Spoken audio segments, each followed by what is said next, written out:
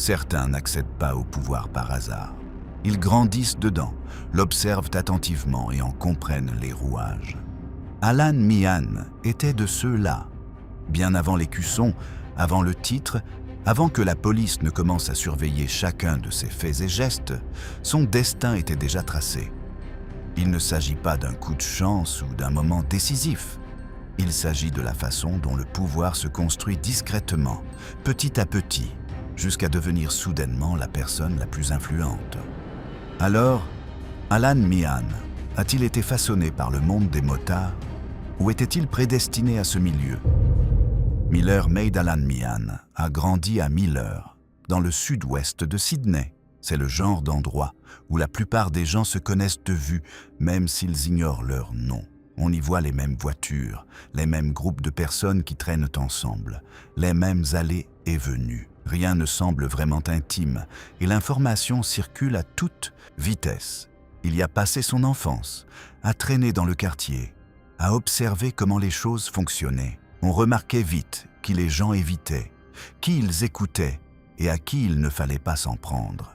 On remarquait aussi qui se faisait constamment contrôler, qui semblait toujours avoir affaire à la police et qui avait appris à se faire discret quand les voitures de patrouille passaient. Meehan n'était pas du genre à se faire remarquer.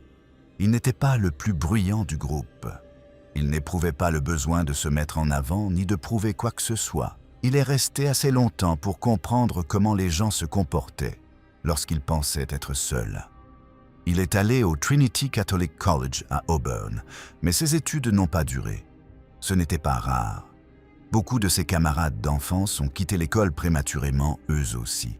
Certains ont dérivé, d'autres ont commencé à travailler, d'autres encore se sont laissés happer par des choses qui les ont rapidement éloignés. L'école ne semblait pas être le lieu où se déroulait la vie. En dehors de l'école, la rue comblait ce vide. C'est là qu'on apprenait ce qui comptait vraiment. On apprenait à qui faire confiance. On apprenait que dire la mauvaise chose à la mauvaise personne pouvait engendrer des problèmes tenaces. Et on apprenait qu'une fois qu'on était jugé peu fiable, cette étiquette restait collée à la peau. Ceux qui connaissaient Meehan à l'époque le décrivent comme quelqu'un de fiable. Il était peu bavard et ne faisait pas de promesses qu'il ne pouvait tenir. S'il disait qu'il ferait quelque chose, il le faisait.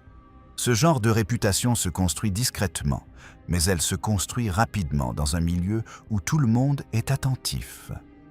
Miller ne manquait pas de figures plus âgées que les jeunes observaient attentivement. Certains étaient riches, d'autres influents, et certains étaient là depuis si longtemps que personne ne les remettait en question. Nul besoin d'expliquer qui comptait. On le devinait à la façon dont les conversations s'interrompaient dès leur arrivée ou à la façon dont on attendait qu'ils prennent la parole en premier. Meehan prêtait attention à ces détails. Il remarqua qui restait et qui disparaissait. Il constata que ceux qui restaient n'étaient pas toujours les plus durs ni les plus en colère. C'étaient ceux qui ne se précipitaient pas, ne paniquaient pas et ne prenaient pas de décision sous le coup de l'émotion. Adolescent, il a aussi appris à quel point les choses pouvaient mal tourner en un instant. Une erreur, une dispute, un mauvais choix, et soudain, on se retrouvait avec des convocations au tribunal, des accusations ou des problèmes inextricables. Voir cela arriver aux autres l'a marqué. Il ne s'est jamais comporté comme quelqu'un qui se croyait intouchable. Avec le temps, il a commencé à fréquenter davantage de personnes déjà impliquées dans des activités sérieuses. Cela ne s'est pas fait d'un coup. Ça ne se fait jamais comme ça. Au début, il s'agit simplement d'être à leur côté, d'écouter leurs histoires, d'observer leurs mouvements. Finalement, cela lui paraît naturel. Ce qui frappait, c'était que Meehan ne se précipitait jamais. Il ne saisissait pas les opportunités sans réfléchir. Il observait comment les gens géraient la pression. Il voyait qui restait fidèle et qui cédait. Ces observations se révélèrent importantes par la suite, même s'il ne s'en rendait pas encore compte. Quand les clubs de motards hors la loi ont fait leur apparition dans sa vie, Rien de tout cela ne lui paraissait étranger. La hiérarchie avait du sens pour lui. La loyauté n'était pas un slogan, mais une qualité qui se manifestait au fil du temps. Et l'autorité ne résidait pas dans les cris ou les menaces, mais dans le soutien que les autres vous apportaient dans les moments cruciaux. Miller ne lui a pas donné de plan préétabli.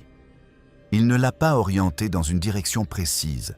En revanche, il lui a appris très tôt à décrypter les gens et les situations, bien avant que les titres ou les écussons ne fassent partie de son jeu.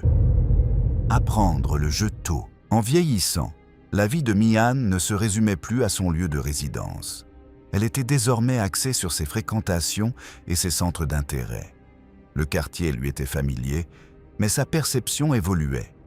Il commença à remarquer que chacun se déplaçait différemment dans les mêmes espaces et que certains semblaient à l'abri des problèmes qui rattrapaient rapidement d'autres.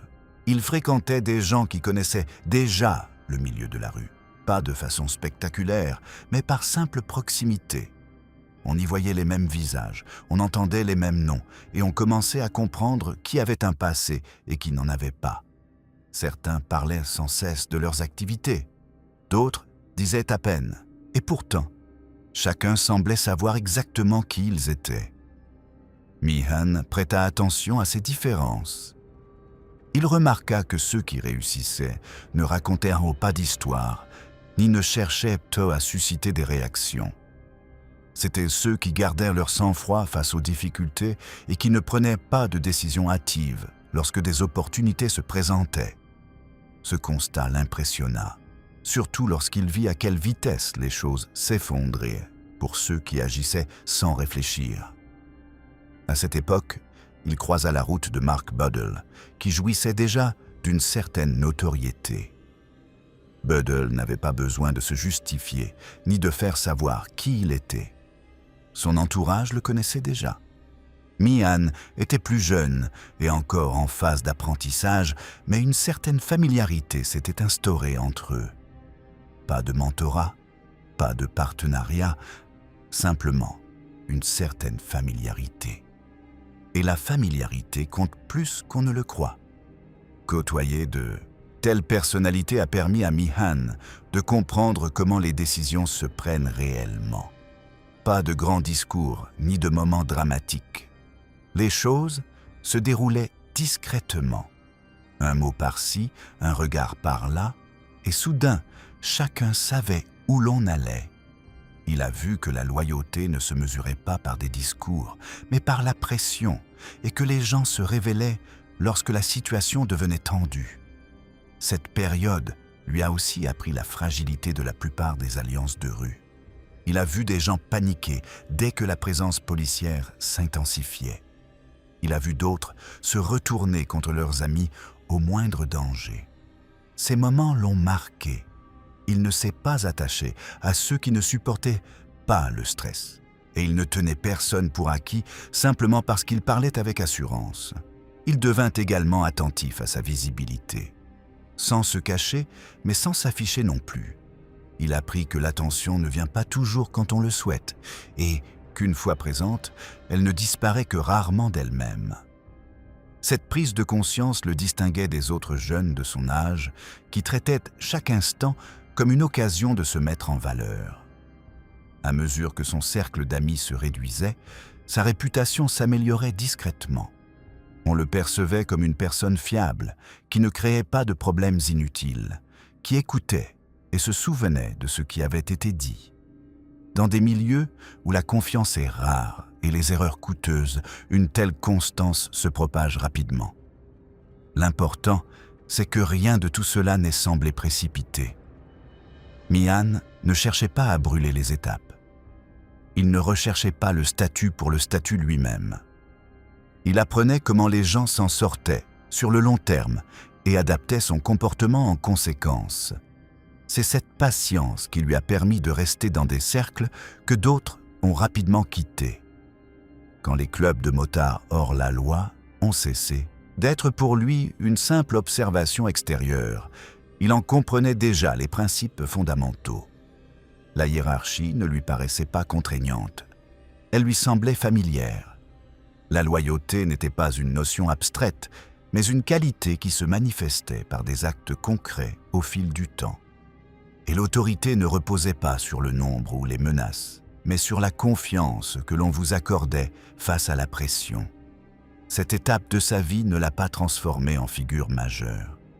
Elle ne lui a conféré ni pouvoir, ni protection. Elle lui a en revanche apporté une prise de conscience, celle des gens, des risques et du facteur temps.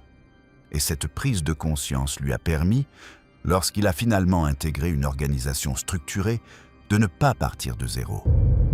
Rebelle sans illusion. Lorsque Mi-Han a rejoint le club de motards des rebelles, cela n'a pas représenté un bouleversement majeur dans sa vie. À ce stade, il connaissait déjà la hiérarchie.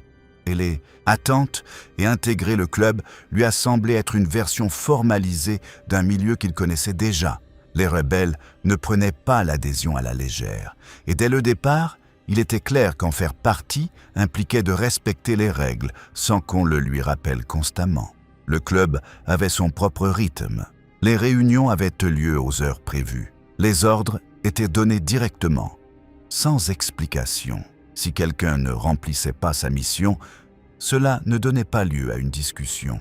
Cette structure convenait parfaitement à Alan Meu.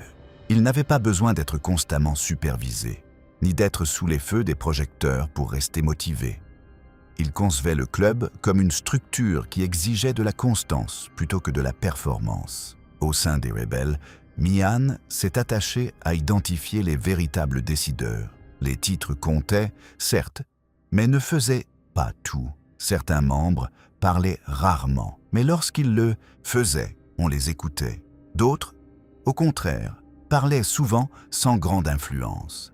Il a observé attentivement ces dynamiques et a adapté ses interactions en fonction de ce qu'il constatait plutôt que des statuts officiels. Au fil du temps, on lui a confié davantage de responsabilités.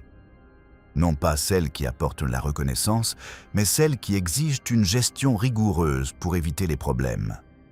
Il a pris ses responsabilités au sérieux et n'a jamais cherché la facilité. Cette approche a permis d'instaurer un climat de confiance, notamment auprès des membres habitués à traiter avec des personnes source de complications inutiles. Au sein du club, on commençait à le percevoir comme organisé et fiable. Son style de leadership n'était pas agressif, mais il était ferme quant aux attentes. Si quelque chose devait être fait, c'était fait. Si quelqu'un dépassait les bornes, le problème était réglé sans escalade. Cette constance s'avérait précieuse dans des situations où l'instabilité pouvait facilement dégénérer en conflit. Finalement, Mi-Han devint président de la section de Kurnel. Ce rôle impliquait une pression invisible de l'extérieur. Les présidents de section sont responsables de la discipline des membres, de la gestion des problèmes internes et de la prévention des incidents qui pourraient être médiatisés hors du club. C'est un poste où les erreurs sont rapidement repérées et restent longtemps gravées dans les mémoires. Il a assumé ce rôle comme il gérait tout le reste. Il n'a pas eu recours aux menaces ni aux rappels constants à l'ordre. Chacun savait ce qu'on attendait de lui et que tout manquement à ses attentes aurait des conséquences. Cette approche a permis de maintenir la stabilité, ce qui était bien plus important que le bruit ou l'intimidation. Durant cette période, Mi-Han a également fréquenté des familles bien établies au sein des rebelles. Ces relations reposaient sur une entente tacite. Les liens familiaux avaient une importance capitale, quels que soient les titres détenus. Il ne contestait pas cette réalité, mais il ne l'ignorait pas non plus. Il observait comment les décisions changeaient en fonction des personnes impliquées et comment certaines conversations se déroulaient sans consultation plus large. Cette prise de conscience n'a pas engendré de conflit immédiat, mais elle a influencé sa perception de sa propre position. Il a compris que, quelle que soit la fiabilité et les compétences d'une personne, certaines limites existaient. L'avancement ne reposait pas uniquement sur la performance. Il dépendait aussi des relations et de leur ancienneté. De l'extérieur, sa position paraissait stable et assurée. Il avait un rang élevé, des responsabilités et le soutien du club. Rien ne laissait présager un problème. Mais une immersion prolongée au sein de la structure lui a permis de constater clairement où l'influence était bloquée et où elle circulait librement. Cette prise de conscience ne l'a pas conduit à prendre des décisions impulsives. Mihan est resté où il était et a continué à faire ce qu'on attendait de lui. Mais l'idée que le mouvement avait des limites l'a accompagné. Une fois qu'une personne en prend conscience, sa vision de l'avenir s'en trouve modifiée, même si elle n'agit pas immédiatement en conséquence. Sang royal et politique de rue. Chez les rebelles, Mihan occupait une position respectée. Il avait fait ses preuves, il dirigeait une section et n'était pas du genre à créer des problèmes. Mais à force de fréquenter un club, on finit par remarquer quelque chose qui ne se lit pas sur le papier. Il y a ce que dit la structure, et puis il y a ce qui se passe réellement. Qui est écouté? Qui est soutenu? Qui est pardonné pour ses erreurs? Et qui est surveillé à la moindre faute? C'est là que les noms de famille entrent en jeu. Et la famille V était l'une des plus importantes. Pas besoin d'explication, ça se voit. On observe comment les gens réagissent quand certains arrivent. On voit qui est salué en premier. On voit qui peut parler sans se faire couper la parole. Ce n'est pas toujours bruyant, ni toujours agressif. C'est juste là, comme une règle tacite que tout le monde connaît. Mihan fréquentait ce cercle, notamment Jesse V. Être proche de ce genre de personnes est bon signe, car cela signifie qu'on vous fait suffisamment confiance pour être en leur compagnie. Mais il y a aussi une limite qu'on ne peut ignorer.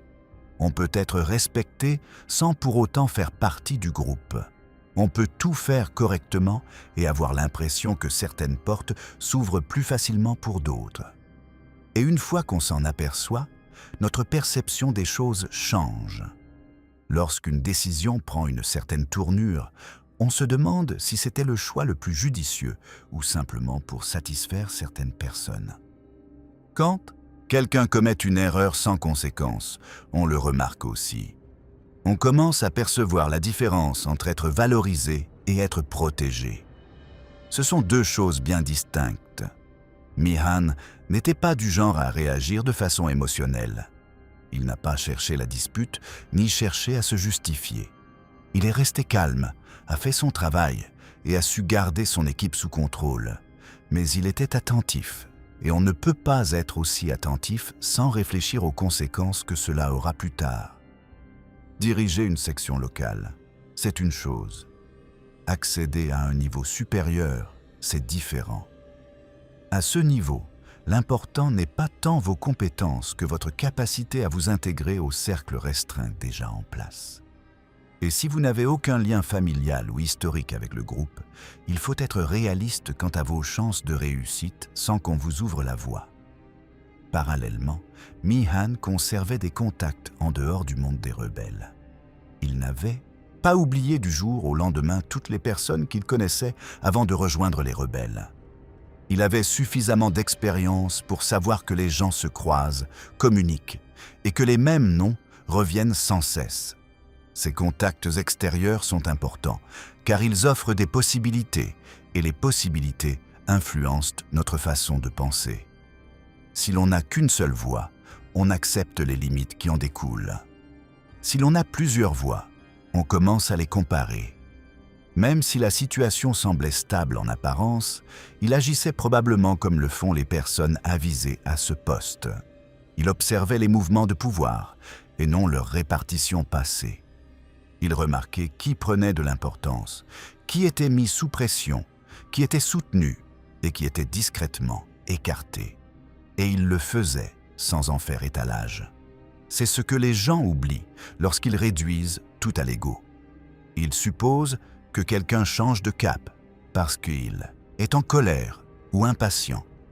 Parfois, c'est bien plus simple. Parfois, on réalise simplement qu'on fait tout correctement, mais que le système a quand même ses limites. Non pas parce qu'on est faible, mais parce qu'on n'est pas ancré dans la bonne histoire. À la fin de cette phase, Mian bénéficiait toujours du respect au sein des rebelles et occupait une position que la plupart des gens auraient protégée. Mais il avait aussi une vision plus claire de la prochaine étape et de sa possible évolution au sein du club.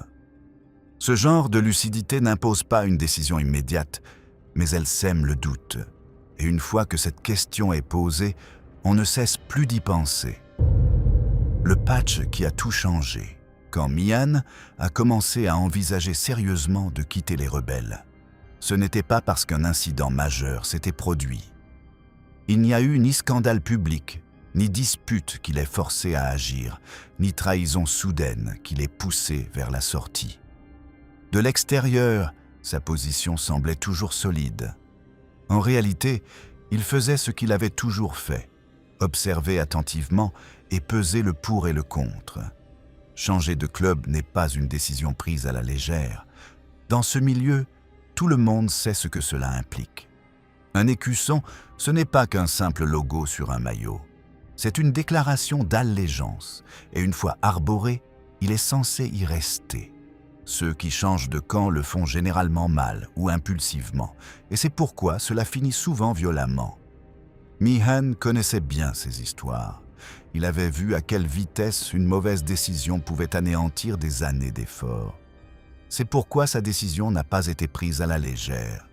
Il a fallu du temps et des conversations confidentielles. Il ne cherchait pas à faire une sortie fracassante ni à marquer les esprits. Il réfléchissait à son influence réelle et à sa marge de manœuvre au sein de sa structure.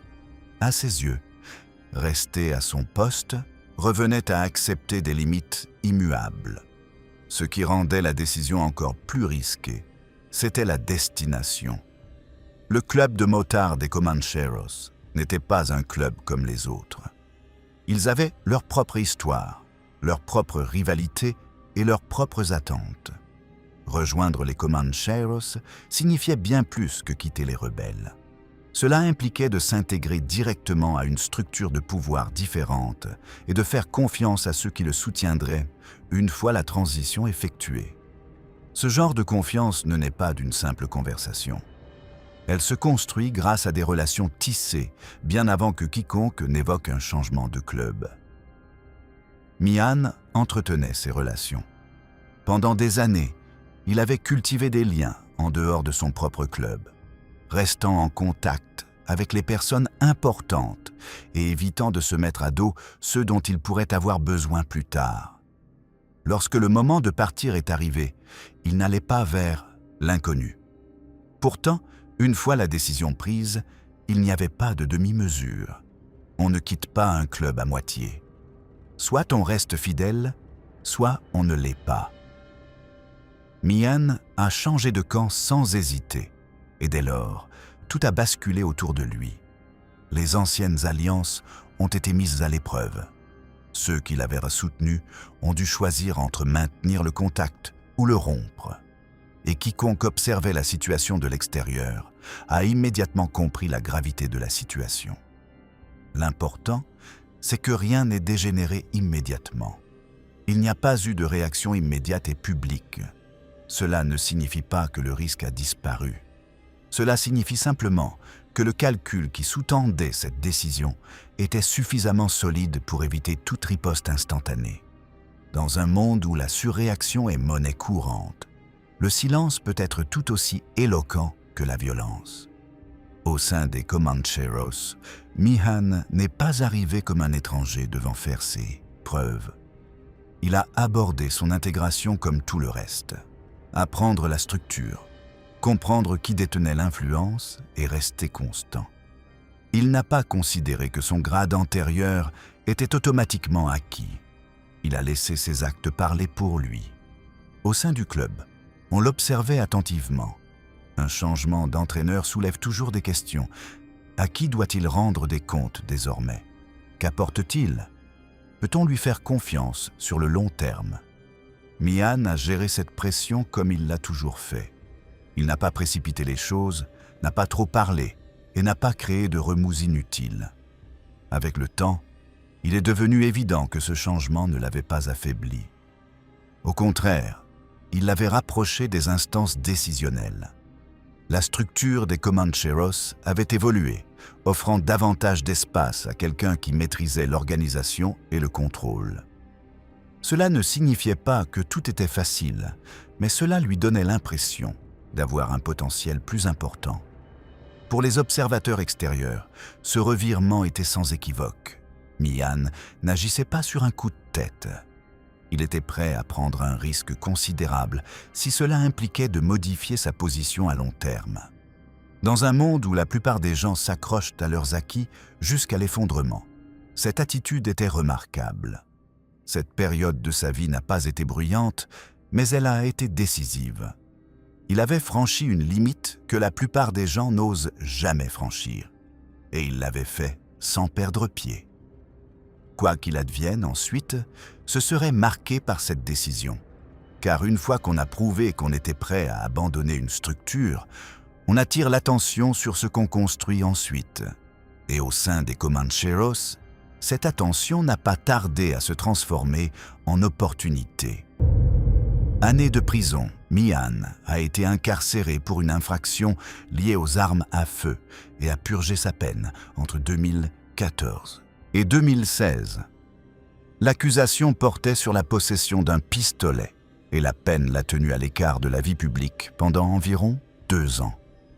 Durant cette période, il n'a participé à aucune activité du club et n'a occupé aucun poste en contact avec le public. Pendant son incarcération, la vie dans le monde des motards a continué sans interruption. Les clubs sont restés actifs, les sections ont continué de fonctionner et des changements internes se sont produits. Des membres ont déménagé d'un état à l'autre. Certains se sont brouillés avec la direction. D'autres ont gagné en influence. La pression policière sur les clubs de motards hors la loi a également continué de s'accroître durant cette période. Mihan n'a pas cherché à s'impliquer dans la vie publique durant son incarcération. Aucun effort n'a été signalé pour diriger des activités ou influencer des décisions depuis sa prison. Il a purgé sa peine discrètement et n'a été mêlé à aucun incident notoire. Son nom n'a jamais été mentionné dans le cadre de conflits ou de problèmes durant cette période. À sa sortie de prison, son absence ne passa pas inaperçue. Dans ce milieu, l'incarcération n'entraîne pas automatiquement une perte de position, mais les troubles qu'elle provoque ont souvent cet effet. Dans le cas d'Alan Me, personne n'avait à gérer de problème à sa place. Son absence n'a engendré ni travail supplémentaire, ni risque pour autrui. À sa sortie de prison en 2016, il n'a pas eu besoin de se présenter à nouveau. Il a réintégré les mêmes cercles et repris contact avec les mêmes personnes. Les conversations ont repris sans hésitation. Personne ne s'est interrogé publiquement sur sa position ni sur son appartenance à ce groupe. Parallèlement, le milieu dans lequel il est revenu n'était plus le même. La pression sur les clubs de motards hors la loi s'était accrue et la situation politique interne avait évolué. Certaines figures actives, avant sa condamnation, avaient disparu. D'autres avaient perdu de l'influence ou étaient partis. À son retour, Mihan n'a pas cherché à agir précipitamment. Il n'a pas tenté d'affirmer son autorité, ni d'annoncer sa présence. Il a pris le temps de renouer les liens et de reprendre ses habitudes. Son entourage a remarqué qu'il n'était revenu ni imprudent, ni impatient. Au cours des années suivantes, son implication au sein du club de motards, Comanchero, s'est à nouveau accrue. Il a assumé des responsabilités progressivement et discrètement. Son nom revenait sans cesse en lien avec l'organisation et le contrôle, plutôt qu'avec les conflits ou l'escalade. À la fin des années 2010, Mihan bénéficiait à nouveau de la confiance de son entourage, qui le laissait gérer les affaires discrètement. Cette confiance reposait sur sa constance plutôt que sur des agissements récents. Son séjour en prison n'avait pas altéré ses relations ni sa réputation, au point de nécessiter des réparations. Cette période est importante car elle explique pourquoi son ascension ultérieure n'a pas semblé soudaine aux yeux des observateurs du milieu. De l'extérieur, son nom a paru apparaître soudainement à des postes à responsabilité. En interne, il était déjà présent, bien connecté et bénéficiait de la confiance du milieu depuis plusieurs années. Sa peine de prison ne l'a ni élevé ni marginalisé. Elle l'a simplement éloigné temporairement de son environnement, le temps que celui-ci se transforme. À sa sortie, il a retrouvé un milieu où les figures stables étaient moins nombreuses qu'auparavant. Lorsque des opportunités plus importantes ont commencé à se présenter, Mian était déjà actif, connu et considéré comme fiable. Il n'avait pas besoin de relancer sa carrière, car son élan ne s'était pas estompé pendant son passage en coulisses. Ce contexte est important pour comprendre la suite des événements, car lorsque des lacunes en matière de leadership sont apparues, il n'est pas sorti de l'ombre, il était déjà en place. Une mort qui a ouvert la porte. En juillet 2020, une bagarre a éclaté à la boîte de nuit Kokomo's à Canberra. Ce n'était pas prémédité et rien de particulier ne s'était produit au départ. Des groupes buvaient, les esprits s'échauffaient et la situation a rapidement dégénéré. Ce genre d'incident est assez fréquent, mais celui-ci ne s'est pas terminé comme la plupart des autres. Peter Sonny Uvalu, un membre important du club de motards Comanchero, se trouvait sur les lieux avec des amis. Selon les témoignages recueillis ultérieurement devant le tribunal, il tentait de calmer la situation lorsqu'un autre homme l'a approché par derrière et l'a poignardé au cou. Après avoir été poignardé, Uvalu a réussi à sortir avant de s'effondrer. Il est décédé sur place. L'incident ne s'est pas limité à l'enceinte du club. Il a été filmé par les caméras de surveillance et partiellement enregistré avec les téléphones portables de personnes présentes sur place. En quelques heures, les images circulaient parmi les forces de l'ordre et d'autres personnes attentives à ce milieu. Ce qui serait resté confidentiel était désormais documenté sous de multiples angles. L'auteur des faits, Frédéric Toua, fut arrêté peu après. Il plaida coupable de meurtre et fut condamné à 20 ans de prison, dont 10 ans incompressibles. Un autre homme, impliqué dans la rixe, Max Budak, fut également inculpé et condamné pour des faits connexes. La procédure judiciaire suivait son cours, mais les répercussions internes se faisaient déjà sentir. La mort d'Uvalu a créé un vide impossible à ignorer.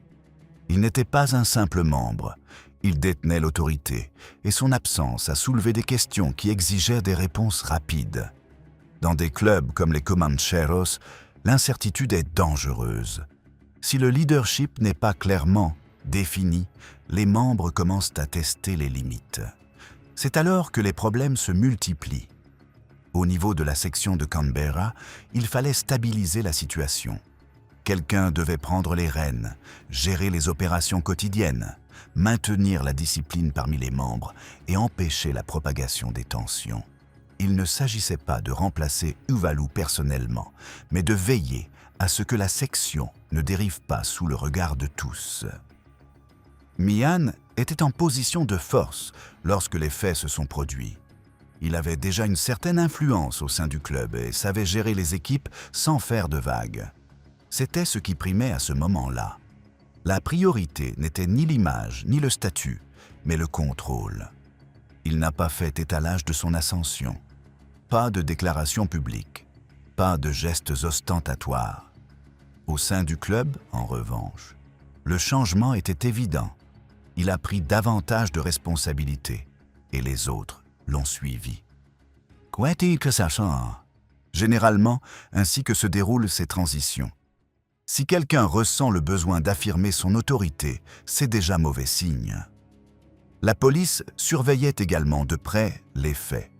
Un meurtre violent lié à un club de hors-la-loi attire toujours l'attention, et celui-ci était accompagné de preuves vidéo et d'un vif intérêt public. Chaque geste commis par la suite était scruté.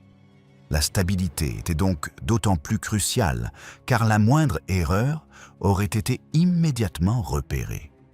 Pour Fork, cette période n'était pas marquée par l'ambition, mais par la gestion des problèmes immédiats. Il s'est concentré sur le maintien de l'ordre et la prévention de l'escalade des tensions. Cette approche, bien que discrète, a porté ses fruits. Au sein des Comancheros, on a pu constater qui était capable de gérer la pression et qui ne l'était pas. Dans des moments comme celui-ci, les choses se règlent vite. Certains réagissent de manière émotionnelle, d'autres se figent. Ceux qui parviennent à maintenir l'action finissent généralement par avoir plus d'influence par la suite, qu'ils l'aient cherché ou non. La mort d'Uvalu n'a pas déclenché de guerre, mais elle a bouleversé l'équilibre interne.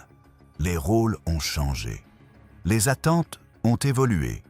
Et ceux qui opéraient auparavant à un certain niveau se sont retrouvés sous une responsabilité accrue. Mian était l'un d'eux. Ce moment ne l'a pas encore propulsé au rang de figure nationale, mais il l'a rapproché des lieux où se prenaient les décisions importantes.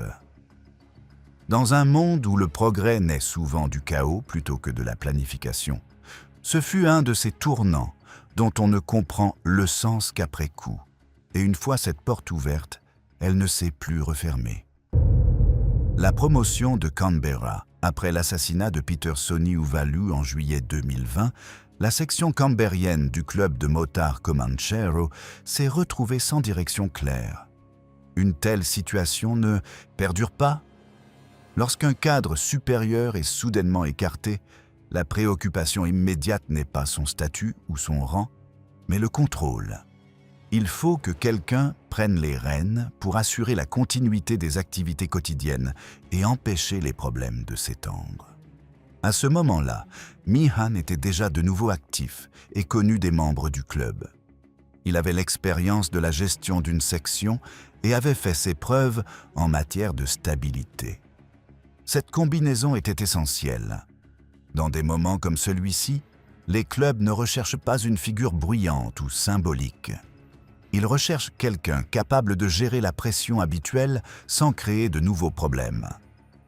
Début 2021, Mian fut promu commandant de la section de Canberra. La décision ne fut pas officialisée publiquement et aucune annonce ne fut faite à l'extérieur. Au sein du club, cependant, cela était sous-entendu. Il était désormais responsable de la supervision des opérations d'une section qui venait de traverser un incident violent et faisait l'objet d'une surveillance accrue. Ce rôle impliquait des responsabilités concrètes. Il devait gérer la discipline interne, maintenir l'ordre et veiller à ce que la section ne se divise pas après la mort d'Uvalu. Canberra étant plus petite que Sydney ou Melbourne, les problèmes s'y propagent plus vite et sont plus difficiles à maîtriser.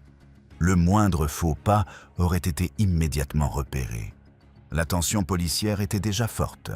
L'agression au couteau survenue dans la boîte de nuit de Kokomo avait été filmée par les caméras de surveillance et l'affaire, portée devant les tribunaux, suscitait un vif intérêt public.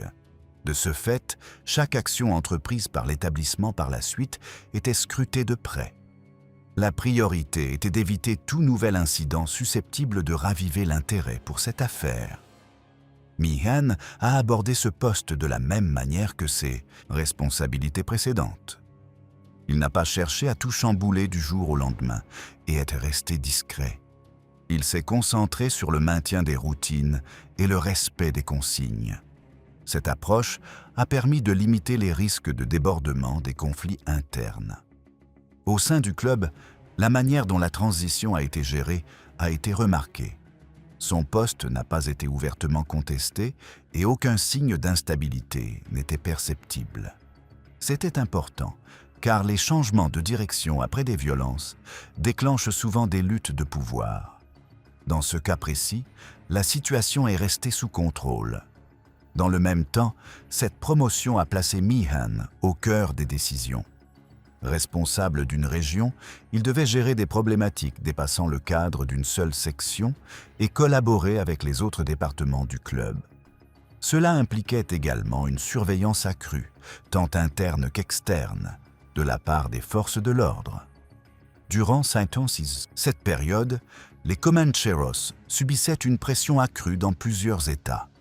Les opérations policières visant les clubs de motards hors la loi se multipliaient et les mouvements internes entre les sections étaient surveillés de plus près.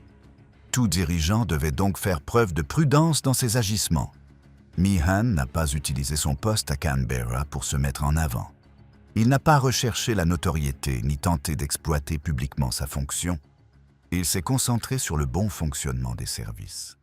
Cette approche n'a pas fait les gros titres, mais elle a permis d'éviter que les problèmes ne s'aggravent. Avec le temps, il est devenu évident que la section s'était stabilisée. Aucun autre incident violent lié à des conflits internes n'a été constaté et aucune division visible ne laissait présager une remise en question du leadership. Au sein du club, cela a été perçu comme une réussite. Sa promotion à Canberra n'a pas fait de Meehan une figure nationale à elle seule, mais elle a modifié la façon dont il était perçu en interne. On lui avait confié une section qui nécessitait une gestion stable et il l'avait gérée sans créer de nouveaux problèmes. Cela l'a placé dans un groupe restreint de personnes considérées comme capables d'assumer de plus grandes responsabilités. Alors que d'autres changements commençaient à se produire au sein des Comancheros, son expérience lui restait acquise. Lorsque les discussions portaient sur les personnes susceptibles d'accéder à des postes à responsabilité, son nom était déjà évoqué. Non pas qu'il ait insisté, mais parce qu'il avait déjà été mis à l'épreuve dans une situation difficile et avait su éviter l'effondrement de l'équipe. Cette promotion a préparé le terrain pour la suite, non pas comme un bond soudain, mais comme la poursuite d'une responsabilité déjà démontrée. Couronné sans vote, en 2022, la direction du club de motards Comanchero changea au niveau national. L'ancien président national, Mick Murray, un motard de Melbourne, fut arrêté fin avril et inculpé pour une exécution présumée commise en 2019. Suite à cette arrestation, la direction du club devint instable. Lorsqu'un président national est destitué subitement, la période de transition est très courte. Les clubs n'organisent ni élections ouvertes, ni débats publics. Les décisions sont prises discrètement et rapidement. L'accent est mis sur la continuité. Il est indispensable qu'une personne prenne la relève, connaissant déjà le fonctionnement des différents États et capable de ne pas créer de confusion. À ce moment-là, Meehan était déjà pressenti. Il avait dirigé une section, géré une région, et ce, dans un contexte de pression policière accrue. Son nom n'était pas inconnu des hauts gradés, et il n'était pas perçu comme quelqu'un ayant besoin de temps d'adaptation. Cela importait plus que son ancienneté, officielle. La décision de le promouvoir ne s'est pas faite en grande pompe. Aucun vote interne n'a eu lieu, aucun vote officiel n'ayant été reconnu par le public extérieur, au club. Au sein de l'organisation, en revanche, la décision était sans équivoque. Meehan était désormais président national. L'autorité a été transférée et chacun s'est adapté en conséquence. Être président national, ce n'est pas gérer les affaires courantes partout. C'est superviser, coordonner et empêcher que les différends ne dégénèrent en conflits ouverts. Cela implique également de traiter des questions qui dépassent les frontières des États, notamment la discipline, les déplacements entre sections et les relations avec d'autres groupes. Au moment où Meehan a pris ses fonctions, le club subissait des pressions de toutes parts. La police était très vigilante et plusieurs membres étaient déjà poursuivis dans différentes juridictions. Le moindre faux pas de sa part aurait eu des conséquences désastreuses. Meehan n'a pas abordé son rôle en cherchant à s'imposer publiquement. Il n'a entrepris aucune tournée médiatique ni fait de déclaration destinée à un public extérieur. En interne, cependant, le changement était manifeste. La communication passait désormais par lui et les décisions prises au niveau national étaient désormais de son autorité. Au sein du club, on a constaté l'absence de résistance immédiate. Aucune section n'a ouvertement contesté la décision. Aucun autre leader n'a émergé. Ce genre d'acceptation tacite est souvent la clé des véritables changements de pouvoir dans ce milieu. Si quelqu'un doit se battre pour obtenir un poste, c'est généralement qu'il n'était pas le candidat idéal. Peu après sa prise de fonction, Mihan a officialisé son poste, à la manière dont les chefs de gang de motards le font souvent aujourd'hui. Il a publié en ligne une photo de son écusson portant le titre de président national. Ce message ne s'adressait pas au grand public, mais uniquement à ceux qui en connaissaient déjà la signification. À peu près à la même époque, il a également commencé à apparaître plus ouvertement sur des photos liées au club. Des motos personnalisées, des photos aux couleurs du club et des clichés de groupe ont commencé à circuler en ligne. Ce comportement n'était pas inhabituel pour un président national, mais il a permis à la police et aux groupes rivaux de mieux le connaître. Cette visibilité comportait des risques. Occuper le poste le plus élevé impliquait une surveillance accrue et tous les acteurs concernés en étaient conscients. La différence, désormais, résidait dans le fait que Mihan n'était plus seulement responsable de ses propres actions. Les décisions qu'il prenait pouvaient avoir des répercussions sur les sections et les membres à travers tout le pays. Au sein du club, les attentes ont évolué. Les problèmes qui se traitaient auparavant localement nécessitaient désormais une approbation nationale. Les conflits entre sections étaient portés à l'attention des instances supérieures. Cela a accru la pression sur la direction pour maintenir la situation sous contrôle et prévisible. Malgré cela, aucun signe d'instabilité n'est apparu immédiatement après le changement.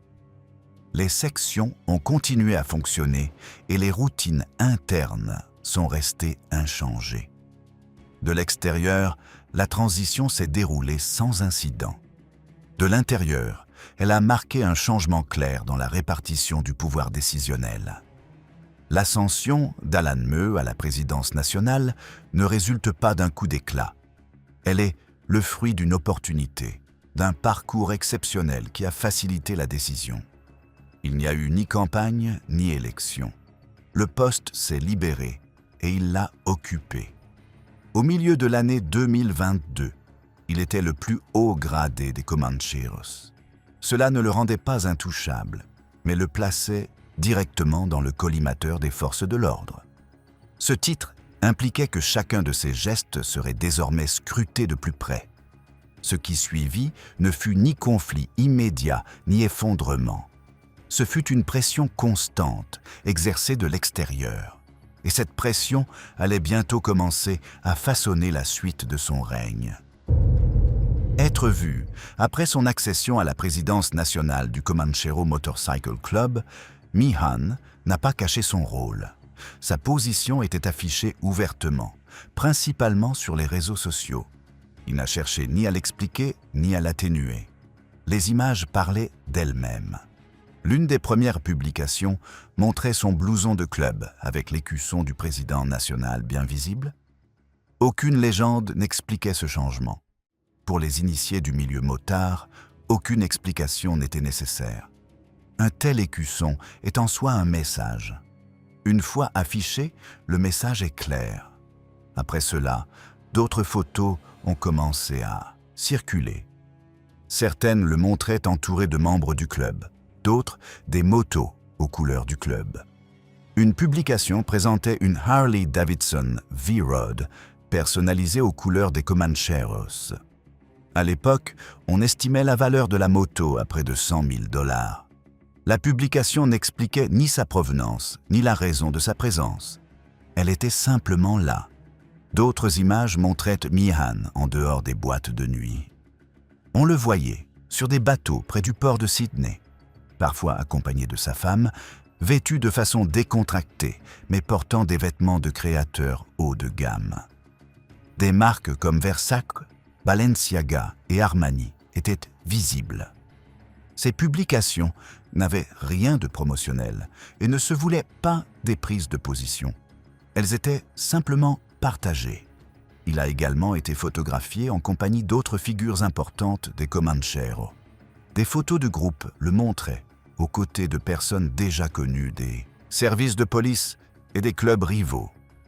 Il ne s'agissait pas de moments isolés ou fortuits, mais d'apparitions claires et répétées. Rien dans ces publications ne laissait présager de la prudence. Il ne floutait pas les visages, ne limitait pas la visibilité et ne cherchait pas à se faire identifier. Ses comptes indiquaient avec qui il était et où il se trouvait, souvent en temps réel. Quiconque y prêtait attention pouvait facilement le suivre.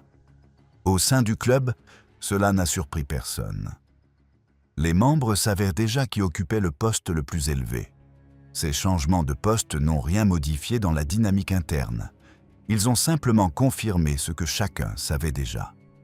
En dehors du club, les faits étaient différents.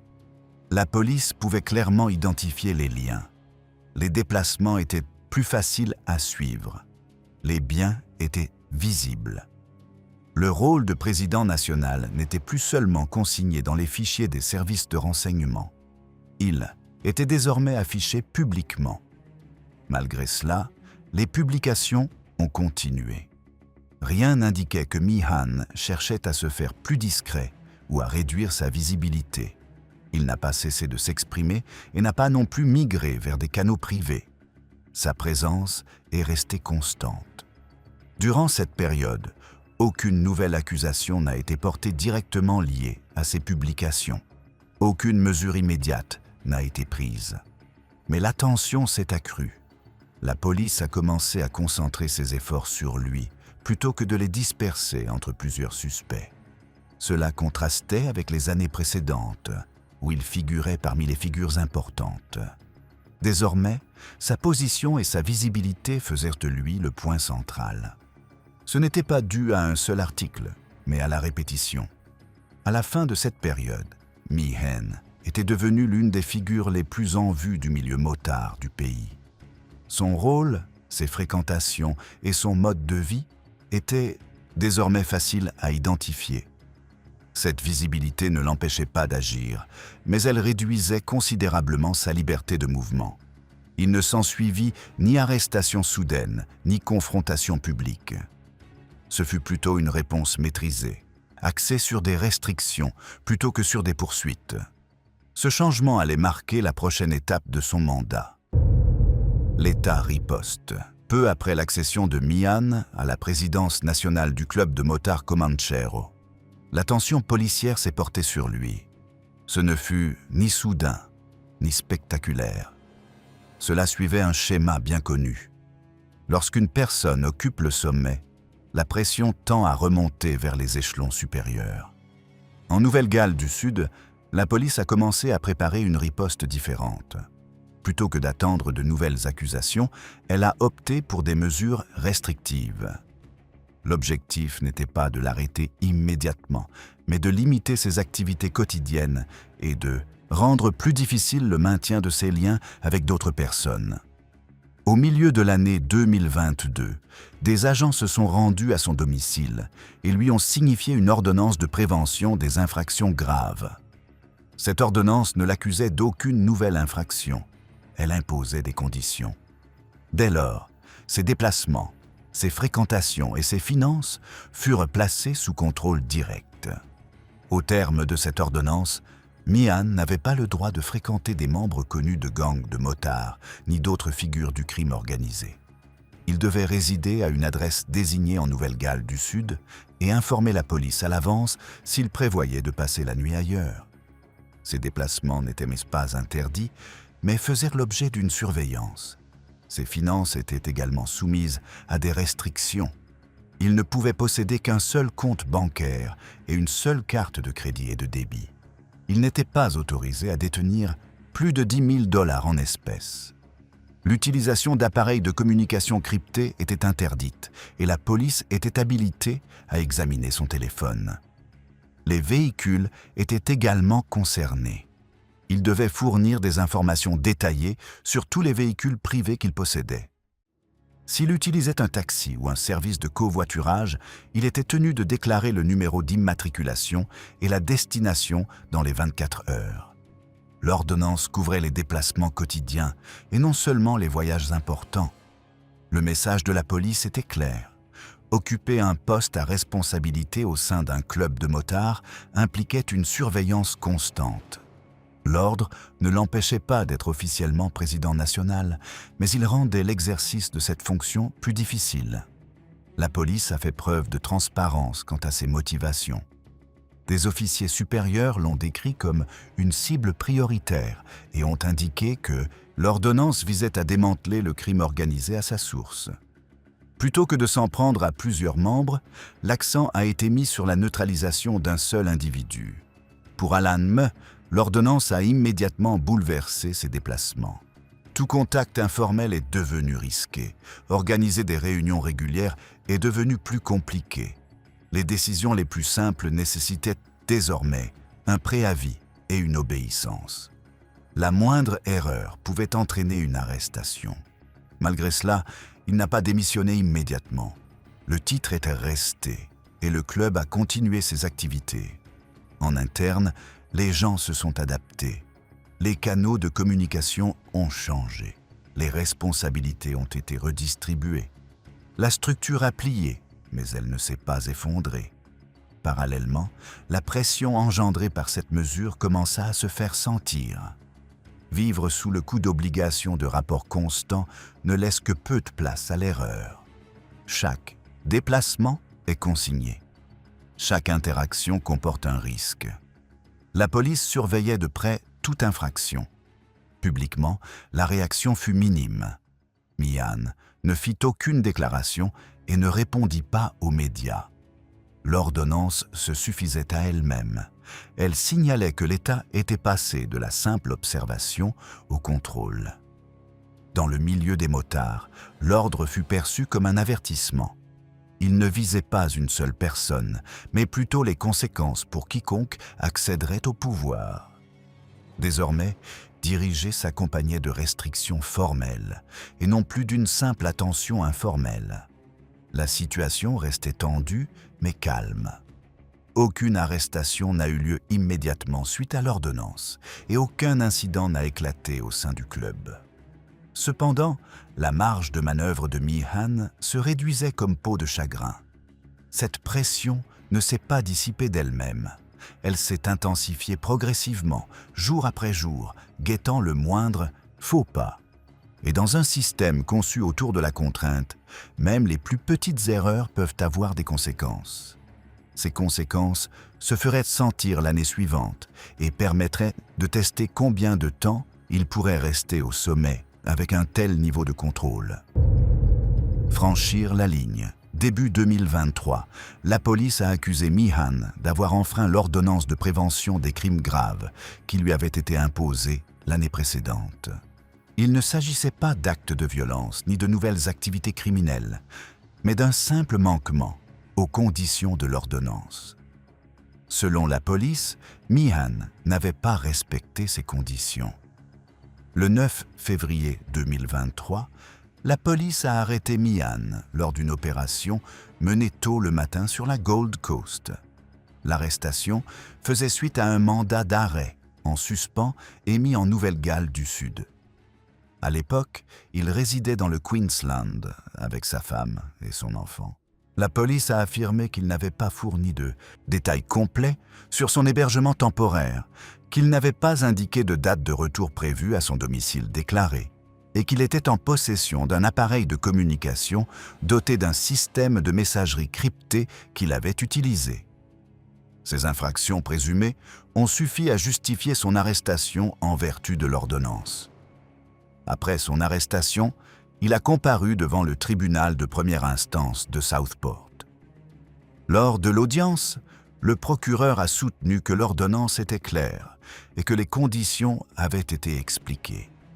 Il s'est opposé à sa libération sous caution et a demandé son retour en Nouvelle-Galles du Sud.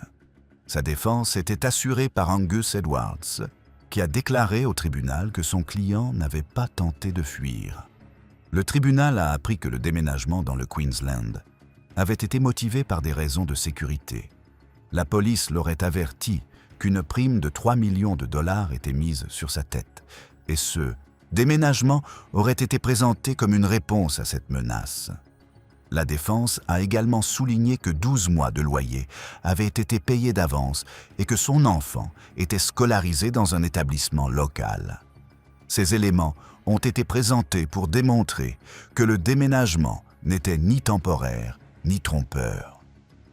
Malgré cela, la police a maintenu que les obligations de déclaration n'avaient pas été respectées. La libération sous caution lui a été refusée à ce stade. Meehan a été extradé vers la Nouvelle-Galles du Sud pour y être jugé pour les infractions présumées. L'ordonnance visant à restreindre ses déplacements était désormais au cœur de l'affaire. De retour en Nouvelle-Galles du Sud, une nouvelle demande de mise en liberté sous caution a été déposée. Cette fois, l'affaire a été examinée par la Cour suprême. Après avoir étudié les arguments des deux parties, la Cour a accordé une mise en liberté sous caution fixée à 150 000 $, assortie de conditions strictes. L'affaire a suivi son cours jusqu'au procès.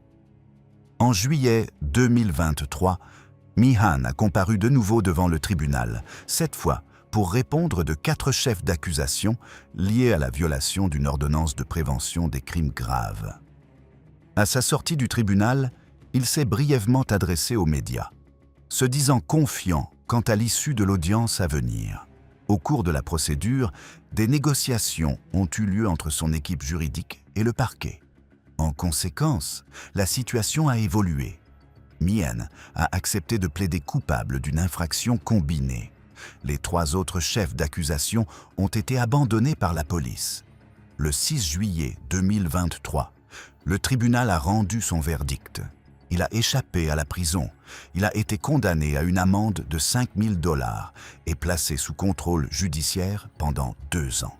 Cette décision signifiait qu'il restait dans la communauté, mais sous surveillance continue. Suite à cette affaire, Meehan a démissionné de son poste de président national du club de motard Comanchero. Cette décision n'a pas été présentée publiquement comme un aveu ou une défaite. Il s'agissait d'un changement consécutif à l'issue du procès et aux pressions qui en ont découlé. Le poste de direction étant désormais vacant, l'attention au sein du club s'est rapidement portée sur la question de sa succession. Un poste à ce niveau ne reste jamais longtemps vacant. D'autres se sont déjà positionnés et l'équilibre interne a commencé à se rééquilibrer. L'ordonnance censée le contraindre a finalement entraîné sa destitution, non pas par le biais de nouvelles accusations criminelles, mais pour non-respect des règles. Elle a marqué la fin de son mandat de président national et a préparé le terrain pour le prochain changement à la tête du club. Certains se retrouvent par hasard dans cette vie. D'autres y sont façonnés dès leur plus jeune âge, qu'ils en soient conscients ou non. Alan Meux ne s'est pas réveillé un matin en décidant de devenir chef de gang de motards. Son destin était déjà tracé bien avant que quiconque ne s'y intéresse. Les lieux où il a grandi, les gens qu'il a observés, sa façon d'agir discrètement tandis que les autres faisaient du bruit, tout cela s'est accumulé au fil du temps. Ce n'est pas l'histoire d'un crime isolé ou d'une ascension fulgurante. C'est l'histoire de la façon dont le pouvoir se construit dans l'ombre et de la dangerosité qu'il engendre lorsque tous les regards se tournent enfin vers lui. Alors, Alan Meux était-il prédestiné à réussir? Ou bien le système qui l'entourait était-il en train de construire lentement quelque chose qu'il ne saurait maîtriser?